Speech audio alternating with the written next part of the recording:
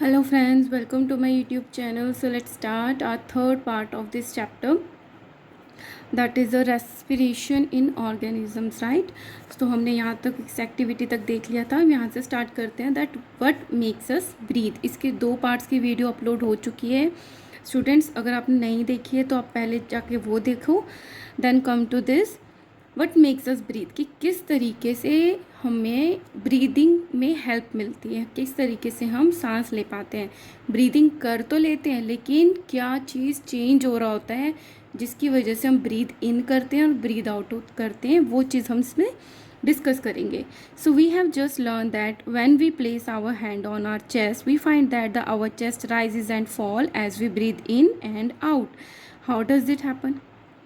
कि जब आप ब्रीद इन करते हो या ब्रीद आउट करते हो तो आप अपनी चेस्ट पे हाथ रखोगे तो आपको पता चलेगा कि क्या होता है कि आपकी जो चेस्ट है वो जब ब्रीद इन करते हो तो बाहर की तरफ आती है और जब ब्रीद आउट करते हो तो अंदर की तरफ जाती है. So breathing takes place with the help of the intercostal muscles between the ribs and the diaphragm. जैसे कि ये क्या है, इसके यहाँ पे चेस्ट कैविटी है, इसमें रिब्स है ना, इस तरीके से आई हुई है हमारी रिब्स, और ये डायफ्राम है. तो इन रिब्स और डायफ्राम के बीच में जो मसल्स हैं उसको बोल देते हैं इंटरकोस्टल मसल. तो जब ब्रीदिंग टेक प्लेस होती है with the help of these muscles between the ribs and the diaphragm. Inhalation के टाइम पे क्या होता है, during inhalation when we breathe in, जब हम सांस को अंदर की तरफ लेते हैं द इंटरकोस्टल मसल्स कॉन्ट्रैक्ट. तो मतलब ये वाली मसल्स जो हैं ऐसे कॉन्ट्रैक्ट करती हैं. The two things happens at same time. तो 2 चीज़ें होती हैं. The ribs are pushed upwards and the outwards. तो ये जो रिब्स हैं वो अपवर्ड्स एंड आउटवर्ड्स आती हैं and the diaphragm contracts and the moves downwards. तो इस तरीके से होता है, ये upwards and the outwards ribs, और जो डायफ्राम है वो पुल होता है नीचे की तरफ, ठीक है, डाउनवर्ड्स. तो इससे क्या हुआ, जो अंदर की जो स्पेस है वो बढ़ गई. बढ़ने से क्या हुआ, एयर प्रेशर कम हो गया और एयर जो है वो अंदर की तरफ एंटर कर जाती है. The upward and the outward movement of the ribs and the downward movement of the diaphragm increases the space in the chest cavity. The chest cavity become larger and the air rushes into the lungs. तो lungs के अंदर air आ जाती है. The lungs get filled up with the air and expand. तो वो जो lungs है वो एयर से फिल हो जाती है और ऐसे एक्सपैंड हो जाती हैं, फूल जाती हैं.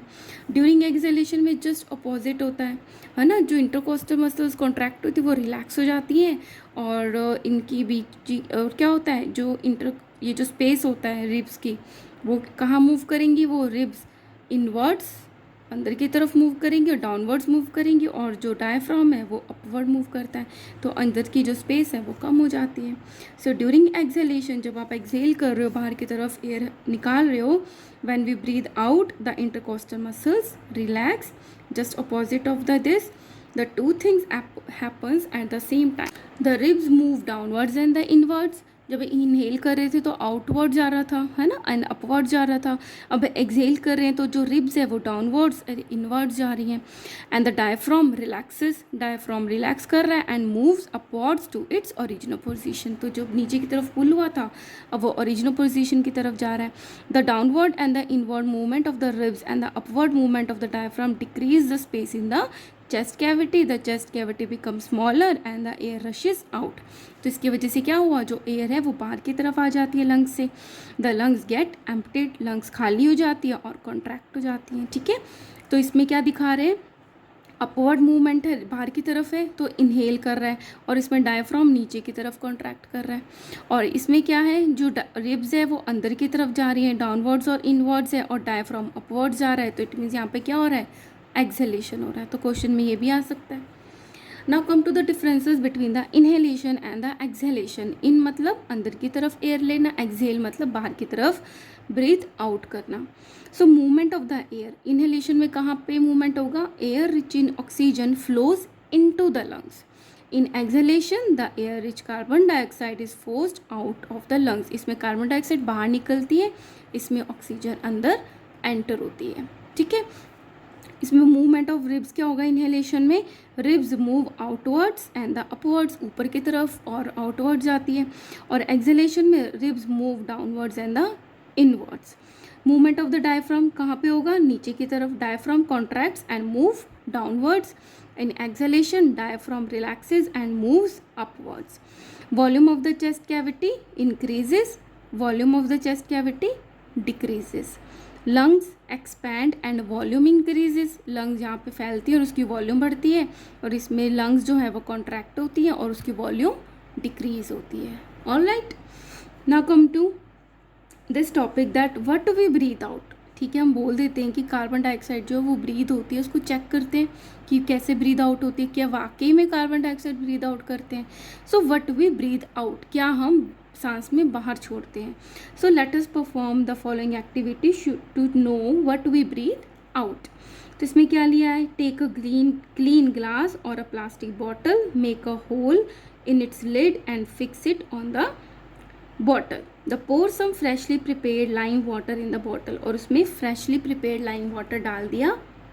Insert a plastic straw through the hole in the lid in such a way that it dips in lime water, ताकि वो जो स्ट्रॉ है वो लाइम वाटर में डिप कर जाए. Blow gently through the straw for a few minute. तो आपने इस स्ट्रॉ का जो एंड है वहाँ से ब्लो करना है, एयर को बाहर निकालना है. ठीक है, और स्ट्रॉ में कुछ मिनट्स तक कुछ टाइम करना है. The lime water in the glass और the plastic bottle turns milky. तो थोड़े टाइम बाद क्या देखोगे, ये जो लाइम वाटर था ना, थोड़े टाइम के बाद मिल्की हो गया.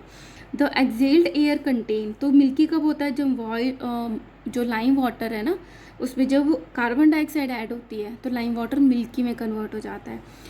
So the excelled air contain carbon dioxide gas, because carbon dioxide gas turns lime water milky. तो आप बड़ी क्लासेस में भी जाओगे ना तो ये टेस्ट बहुत बार ही आता है कि लाइम वाटर में से अगर आप ब्लो कर रहे हो, ब्रीद आउट कर रहे हो, अगर वो मिल्की हो जाता है तो क्या होता है, कार्बन डाइऑक्साइड होती है. एक्सेल और द ब्रीथ आउट एयर. अब एक एक्टिविटी और है कि जो आप ब्रीद आउट करते हो एयर ना, कि उसमें वाटर प्रेजेंट होता है या नहीं होता है, या और क्या चीज़ होती है. एक्सेल और the breathe out air from your mouth on a clean mirror. Clean mirror के ऊपर जब आप ब्रीद आउट करोगे, the clean mirror become cloudy, वो क्लाउडी हो जाएगा. And you may even find some water drops on the mirror. एक तो वो क्लाउडी हो जाएगा और क्या दिखेगा, वाटर के ड्रॉप्स दिखेंगी. The air we breathe out contains water vapour. It means जो हम ब्रीद आउट करते हैं एयर, उसमें वाटर वेपर्स भी होती हैं. The water vapour condenses on mirror surface to form tiny droplets of water. अब वो जो वाटर वेपर्स थी वो उस मिरर पे जाके ठंडी होकर ड्रॉपलेट्स बन जाती हैं. ठीक है, तो हमें यहाँ पे छोटी छोटी वाटर की ड्रॉप्स दिखती हैं. Now the amount of the oxygen, carbon dioxide and the water vapor in inhaled and the exhaled air is given in the table below. तो जो कार्बन डाइऑक्साइड और ऑक्सीजन की जो परसेंटेज है in the inhaled and the excelled air वो इसमें given है. ठीक है, तो जब इनहेल करते हैं तो उसमें ऑक्सीजन होती है 21%, और जब एक्सेल करते हैं उसमें ऑक्सीजन भी प्रेजेंट होती है, सिर्फ कार्बन डाइऑक्साइड नहीं होती है. And concentration of oxygen is 16.4%. Carbon dioxide जब इनहेल अंदर की तरफ एयर लेते हैं उसमें 0.04% होती है. ये परसेंटेज तो वही है जो एक एयर में प्रेजेंट होती है एटमॉस्फेयर में. और जो एक्सेल करते हैं उसमें देखो ये 0.04% थी, और जो बाहर हमने ब्रीद आउट करी है वो 4.4% है. वाटर वेपर जब इनहेल करते हैं तो लिटिल होता है, और जब एक्सहेल करते हैं a lot much. Okay, now come to the sneezing. Sneezing क्या होती है, छींक. The air around us sometimes contains various type of unwanted particles such as the smoke, dust, pollen etcetera. तो हमारे चारों तरफ की जो एयर होती है उसमें बहुत सारे कॉम्पोनेंट्स होते हैं, जैसे स्मोक हो गया, डस्ट हो गया, पॉलन्स हो गए, है ना. So when we inhale air, the unwanted particles present in the air usually get trapped in the hair of the nasal cavity. तो जब हम एयर को इनहेल करते हैं, अंदर की तरफ लेते हैं, तो ये जो अनवांटेड पार्टिकल्स हैं हमारी नोज़ की कैविटी के अंदर जो हेयर होते हैं उसमें फंस जाते हैं, ट्रैप हो जाते हैं. However, sometimes these particles may get past the hair in the nasal cavity. Sometimes वो पास भी हो जाते हैं, क्रॉस कर जाते हैं. There they cause irritation. तो वहाँ पे जब नेज़ल कैविटी में होते हैं ये क्या कॉज करते हैं, इरीटेशन कॉज करते हैं of the lining the nasal cavity.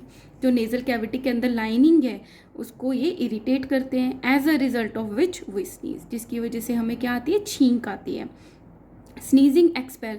अब उसमें एयर की जो स्पीड है वो बहुत ज़्यादा होती है, तो स्नीजिंग से क्या होता है, sneezing expel these unwanted foreign particles. तो स्नीजिंग से जो अनवांटेड फॉरेन पार्टिकल्स है वो भी बाहर आ जाते हैं from the inhaled air and dust free clean air enters our body.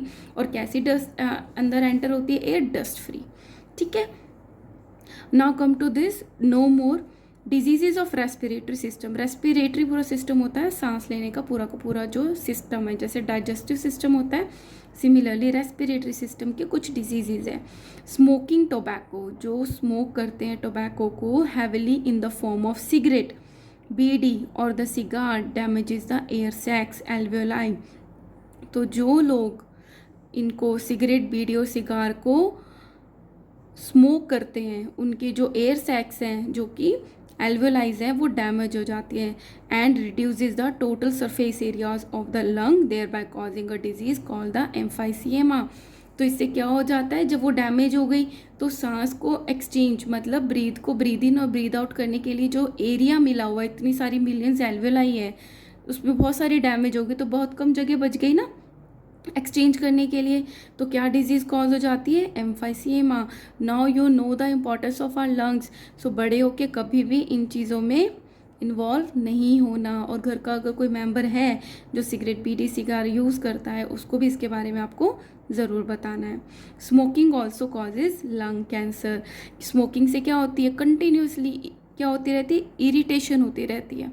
Irritation होने से क्या हो जाता है? कैंसर कॉज हो जाता है। ठीक है, now come to the differences between the combustion and respiration. Combustion होता है किसी चीज़ का जलना, और रेस्पिरेशन तो हमने पढ़ लिया, जो फूड हम खाते हैं उसका डाइजेशन होने के बाद ऑक्सीजन के साथ रिएक्ट करके कार्बन डाइऑक्साइड, वाटर और एनर्जी का निकलना is called as a respiration. तो इस दोनों में हम डिफरेंसेस डिस्कस करेंगे। कंबशन, जब कोई चीज़ जलती है, माना कि लकड़ी को जलाया तो क्या हुआ? Energy is released in a single step. एकदम से बहुत सारी एनर्जी जल जाएगा, आग लगेगी, हीट एनर्जी आएगी इन the form of heat and light. एकदम से एनर्जी मिलती है इसमें इन the form of heat and light. But respiration में क्या होता है? Energy is released in steps and stored in the chemical molecules called the ATP. एक तो स्टेप्स में रिलीज होती है और स्टोर होती है in the form of ATP, that is a adenosine triphosphate. Energy rich molecules होते हैं, इसी को हम यूज़ करते हैं। विच can B use when ever needed, और इसी को यूज़ करके हम काम करते हैं। कंबशन में क्या होता है? अब जला रहे हैं हम लकड़ी को तो टेम्परेचर कितना चाहिए? High temperature. रेस्पिरेशन में तो हमें सिर्फ बॉडी टेम्परेचर ही इनफ होता है, right. Place, it can occur anywhere. Combustion जला तो आग तो हम कहीं भी सकते हैं, बट रेस्पिरेशन कहाँ होता है? Only occurs in a living cells. Rate क्या है? It is a fast process. लकड़ी तो बहुत जल्दी जल्दी जल जाती है, but respiration is a slow process. तो आप इस दोनों को इस तरीके से याद करिएगा। Now come to the breathing and the cellular respiration. अब ब्रीदिंग क्या होती है? Just inhale and exhalation. और सेलुलर रेस्पिरेशन क्या होता है? जब सेल के अंदर जो डाइजेस्टेड फूड है उसमें ऑक्सीजन रिएक्ट करता है। तो ब्रीदिंग प्रोसेस में क्या होता है? It is a physical process in which exchange of gases, oxygen and carbon dioxide takes place. No chemical reaction takes place. कोई भी केमिकल रिएक्शन नहीं होती। बट सेलुलर रेस्पिरेशन में क्या है? It is a biochemical process in which the break down of the food takes place. इसमें food का break down होता है। ब्रीदिंग में एनर्जी इज नॉट रिलीज्ड। सांस अंदर और बाहर ही तो कर रहे हैं, कोई भी एनर्जी नहीं बनती है। But in cellular respiration energy is released. Breathing occurrence, it occurs outside the cell. सिर्फ लंग्स में ही तो हो रहा है, सेल्स तक तो नहीं जा रहा है अभी तक। बट सेलुलर रेस्पिरेशन तो सेल्स के अंदर होता है। It occurs inside the cells. Breathing में enzymes are not involve, but in cellular respiration enzymes are involve at certain stages of respiration. All right, so these are the main differences. Now come to the MCQs. During inhalation ribs are pushed. inhale कर रहे हैं, अंदर की तरफ ले रहे हैं, तो रिब्स तो कैसी होंगी? बाहर की तरफ जाएंगी, है ना, अपवर्ड्स जाएंगी, डाउनवर्ड्स तो नहीं जाएंगी, इनवर्ड्स भी नहीं जाएंगी, साइडवर्ड्स भी नहीं जाएंगी। ड्यूरिंग एक्सहेलेशन, जब एक्सहेल कर रहे हैं, बाहर की तरफ निकाल रहे हैं, the space in the chest cavity decrease होगा, कम होगा ना, क्योंकि बाहर निकाल दी सारी एयर तो डिक्रीज हो गया उसके अंदर। In which activity is the breathing rate is fastest. Breathing rate कब फास्ट होता है? जब हम कोई एक्स्ट्रा वर्क करते हैं, एक्सरसाइज करते हैं, है ना। रीडिंग से नहीं होगा, वॉकिंग से भी नहीं होगा, टॉकिंग, रनिंग से होगी, है ना, breathing fastest. The oxygen of the air diffuses out from, जो ऑक्सीजन है वो कहाँ से बाहर आती है, कहाँ से डिफ्यूज़ होके जाती है, तो ट्रेकिया से, ब्रोंकाई, ब्रोंक्यूल्स और एल्वेलाई, एल्वेलाई से डिफ्यूज़ आउट होती है into the blood. As the air passes through the nasal cavity, it becomes cold. No. Very cold. No. Warm. Yes. Hot भी नहीं होती, बहुत ज़्यादा जलने थोड़ी लग जाती है ना. Now come to the respiration in other animals. अब हमने ह्यूमंस की बात कर ली है, अब हम अदर एनिमल्स की बात करेंगे कि उनमें रेस्पिरेशन किस तरीके से होता है. The different animals breathe through different parts of their body. हमने जैसे लंग से किया, तो जो डिफरेंट एनिमल्स होते हैं उनमें जो ब्रीदिंग होती है वो भी उनके लिए उनके पास डिफरेंट डिफरेंट बॉडी पार्ट्स होते हैं. Breathing in some common animals is describe below. कुछ कॉमन एनिमल्स है उसके बारे में हम बात करेंगे. Respiration in lower organism. इनमें लोअर ऑर्गेनिज्म का मतलब होता है जो सिंपल ऑर्गेनिजम्स होते हैं, जो कॉम्प्लिकेटेड नहीं होते हैं, प्रिमिटिव टाइप के, है ना. सो इन यूनिसेलुलर ऑर्गेनिज्म, जो एक सेल से मिलकर ऑर्गेनिज्म बने हैं, such as the amoeba and the paramecium, exchange of gases takes place by the diffusion through the cell membrane. तो ये जो एक ही सेल से मिलकर बना है, अमीबा भी पैरामीशियम भी. सेल मेम्ब्रेन क्या होती है, ये जो इसकी आउटर लाइनिंग होती है इसको सेल मेम्ब्रेन बोलते हैं. इसकी भी ये सेल मेम्ब्रेन हो गई. तो इसी से ही डिफ्यूजन होता है ऑक्सीजन का, और कार्बन डाइऑक्साइड का अंदर से बाहर, ऑक्सीजन का बाहर से अंदर. तो डिफ्यूजन क्या होता है, from high concentration to the low concentration.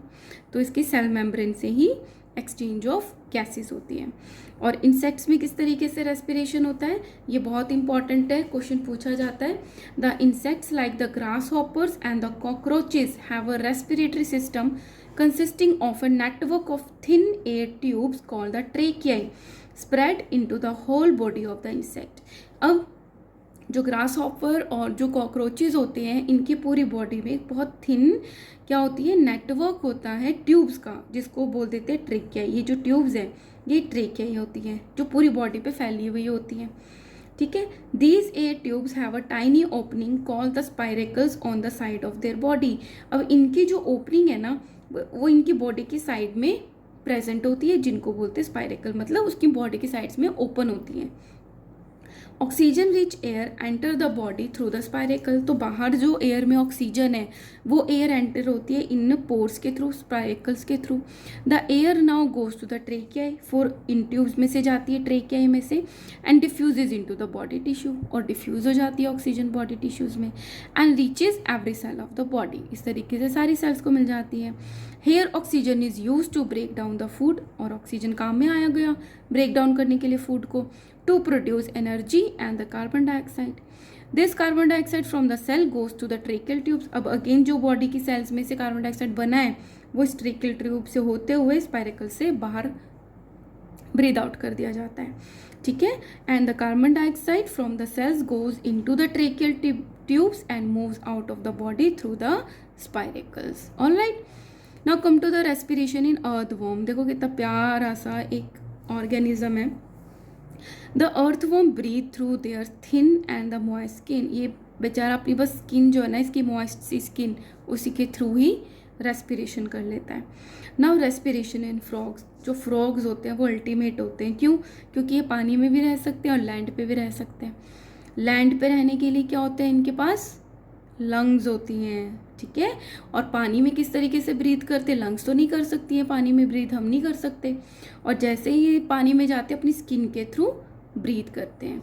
तो frogs live both on land and in water. तो वो वाले एनिमल्स जो लैंड और वाटर में रहते हैं उनको एम्फीबियंस बोलते हैं. तो फ्रॉग क्या है, एम्फीबियन है. Frogs have a pair of lungs like the human beings to breathe on land. In water they breathe through their moist skin. ठीक है. Now come to the respiration in fish. ये सबको पता होगा कि वो गिल्स से करती है. अब कैसे करती है गिल्स से वो हम स्टडी करेंगे. Fish has a special organs of breathing called the gills found on the both the sides of its head. उसके हेड के दोनों तरफ गिल्स होते हैं. The fish breathing by taking in water through its mouth. तो कैसे करती है वो, वाटर को अपने माउथ में ले लेती है and sending it over the gills, और गिल्स के ऊपर से उसको पास करती हैं. The gills are well supplied with the blood vessels. अब गिल्स के आसपास बहुत अच्छी ब्लड की सप्लाई होती है, वेसल्स होती हैं. The blood vessels of the Gill extract dissolved oxygen from this water. तो क्या होता है, जैसे ये गिल्स हैं इसने अपने मुंह से पानी लिया, तो जब इसने गिल्स को क्रॉस किया इस पानी ने, तो गिल्स में जो ब्लड वेसल्स है वो एब्जॉर्ब कर लेती हैं ऑक्सीजन को इस फ्लोइंग वाटर में। ऑक्सीजन को एब्जॉर्ब कर लिया from this water and sent it to all the parts of the body, और वो ऑक्सीजन सारी बॉडी पार्ट्स में पहुंच गई। The carbon dioxide brought back by the blood into the gills, मतलब सेम टाइम पे ऑक्सीजन अंदर चलेगी, कार्बन डाइऑक्साइड बाहर आ गई। Throat brought back by the blood into the gills for expelling into the surrounding water, और वो water फिर फ्लो होके बाहर की तरफ थ्रो हो गया। ठीक है, सो इस तरीके से फिशेस में ब्रीदिंग होती है। Now respiration in plants, respiration in plants भी बहुत इंपॉर्टेंट टॉपिक है। तो किस तरीके से जो प्लांट्स हैं वो कैसे सांस लेते हैं। अभी तक आप लोगों को क्या पता होगा स्टूडेंट्स कि जो प्लांट्स है वो ऑक्सीजन देते हैं और कार्बन डाइऑक्साइड लेते हैं, और हम ऑक्सीजन लेते हैं और कार्बन डाइऑक्साइड छोड़ते हैं। अभी तक यही पता है ना। अब यहाँ पे देखो आपको बहुत सारी चीज़ें समझने को मिलेंगी। So let's start. Like animals plants also respire for their survival, जैसे हम लोग सांस लेते हैं उसी तरीके से प्लांट्स भी अपने सर्वाइवल के लिए रेस्पिरेशन करते हैं। They get energy by the break down of the food they produce, तो जो फूड वो प्रोड्यूस करते हैं उनके ब्रेक डाउन से उनको एनर्जी मिलती है। The plants gate energy by the process of respiration, तो वो वाला प्रोसेस रेस्पिरेशन का जिसमें जो ग्लूकोज जो फूड उन्होंने बनाया है ब्रेक डाउन होता है in the presence of oxygen to form carbon dioxide and water with the release of energy. तो जिस तरीके से हमारे अंदर रेस्पिरेशन हो रहा है, सिमिलरली प्लांट्स के अंदर भी हो रहा है। और क्या बन रही है, कार्बन डाइऑक्साइड बन रही है और ऑक्सीजन वो ले रहे हैं। The plants take in oxygen, oxygen लेते हैं from air and give out carbon dioxide during respiration. ये रेस्पिरेशन के टाइम पे बात हो रही है, जब वो रेस्पिरेशन कर रहे हैं तो वो ऑक्सीजन लेते हैं और कार्बन डाइऑक्साइड छोड़ते हैं। बट ड्यूरिंग फोटोसिंथेसिस, जब वो खाना प्रिपेयर कर रहे होते हैं लीव्स में, तब वो कार्बन डाइऑक्साइड लेते हैं और ऑक्सीजन को छोड़ते हैं। ठीक है, आपको डिफरेंस समझ में आ गया होगा। Now to show the carbon dioxide released during the respiration, क्या टेस्ट था कि जिससे ये पता चलता है कि कार्बन डाइऑक्साइड गैस रिलीज हो रही है। सोचो तो क्या था, कोई भी गैस है उसको लाइम वाटर से क्रॉस करा दो, तो लाइम वाटर अगर मिल्की हो जाता है तो हम क्या बोल देते हैं कि वो क्या है, कार्बन डाइऑक्साइड। तो सेम एक्सपेरिमेंट हम करेंगे कि जो प्लांट है जब उनमें रेस्पिरेशन होता है तो कार्बन डाइऑक्साइड रिलीज होती है। थिंग्स नीडेड, पी सीड्स, मटर के दाने लेंगे, वाटर और सक्शन पंप जिससे सक कर पाए हम एयर को, a conical flask, 3 test tubes and the potassium hydroxide. Potassium hydroxide क्या करता है, जैसे इस टेस्ट ट्यूब में हमने डाला पोटेशियम हाइड्रोक्साइड और उसको बंद कर दिया, तो ये सारी की सारी इसके अंदर जो कार्बन डाइऑक्साइड होगी इस ट्यूब के अंदर उसको पूरा वो पोटेशियम हाइड्रोक्साइड एब्जॉर्ब कर लेगा। इट मीन्स अब इस टेस्ट ट्यूब में बिल्कुल भी कार्बन डाइऑक्साइड नहीं है। Now take a conical flask and soak some pea seeds, एक कॉनिकल फ्लास्क लिया और जो भीगे हुए पी सीड्स हैं वो ले लिए, पूरे रात भर उसको भिगो के वो रख लिया। Next morning drain the water, पानी हटा दिया, and keep the seeds moist until they start germinating, उसको मतलब गीला ही रहने दिया जब वो जर्मिनेशन स्टार्ट कर देते हैं।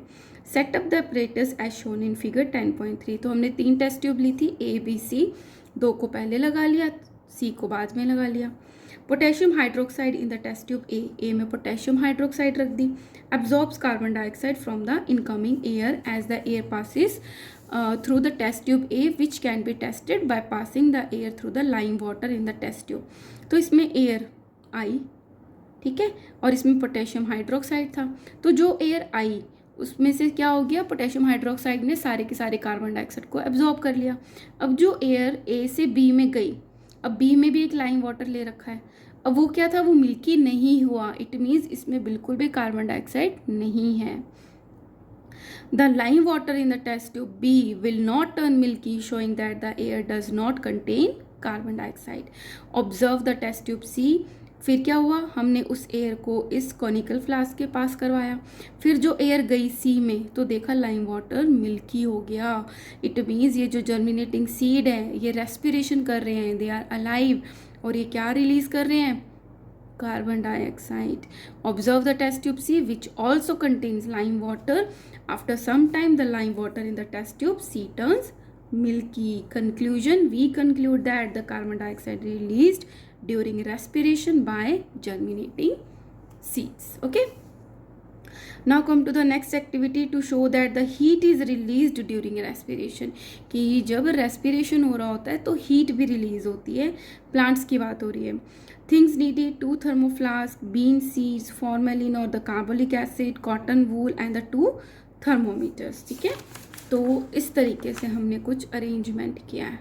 एक हमने ये फ्लास्क ले लिया, इसके अंदर भी जर्मिनेटिंग सीड्स रख लिए, एक थर्मामीटर लगा लिया, यहाँ पे कॉटन का वूल लगा लिया ताकि जो भी चीज़ है वो यहाँ से एस्केप ना हो. ठीक है. Now take 2 thermoflask and mark them as A and B. Take a glass full of bean seeds and soak them in a water overnight. पूरी रात भर उसको भिगो के रखा. Next morning drain the water and keep the seed moist until they start germinating. Similar इस तरीके का. Boil half of the seeds so that germination stop in them. तो जो हमने सीड्स भिगोए थे उनके हाफ को लेकर हम उसको बॉयल कर देते हैं ताकि वहीं पे उनका प्रोसेस जो है रुक जाए, तो जर्मिनेशन स्टॉप हो जाता है. Then wash them with the dilute formalin carbolic acid to prevent decay. और उसको वहाँ पे स्टॉप करने के बाद जब जर्मिनेशन नहीं हो रहा है तो इट मीन्स तो वो ख़राब ही हो जाएंगे ना, तो उस पर कार्बोलिक एसिड लगा देते हैं ताकि वो ख़राब ना हो, डिके ना हो. Keep the germinating seeds in a thermoflask A and the boiled seeds in the thermoflask B. जो अभी बॉयल नहीं किए थे आधों को इधर रख दिया और जो बॉयल कर लिए थे उसको इधर रख लिया. Put a moist cotton wool in the mouth of the both flask. यहाँ पे हमने गीली करके कॉटन लगा दी. This will keep the seed moist, जिससे ये मॉइस्ट ही रहेंगे and also allow air to enter the flask.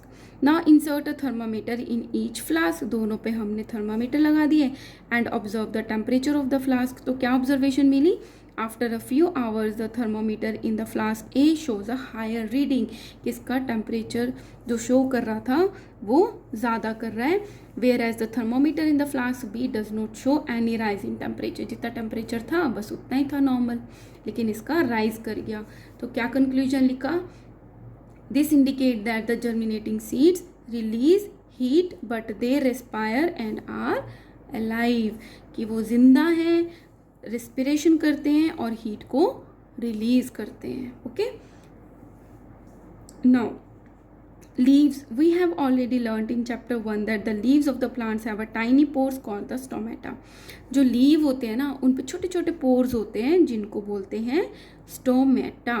For exchange of oxygen and carbon dioxide. और ये जो पोर्स हैं इससे एक्सचेंज होता है ऑक्सीजन और कार्बन डाइऑक्साइड का. Hence respiration occur through them in plants. तो अगर क्वेश्चन आता है कि प्लांट्स किस तरीके से एक्सचेंज करते हैं अपने ऑक्सीजन और कार्बन डाइऑक्साइड को, लीव्स पे क्या होता है? स्टोमेटा प्रेजेंट होता है.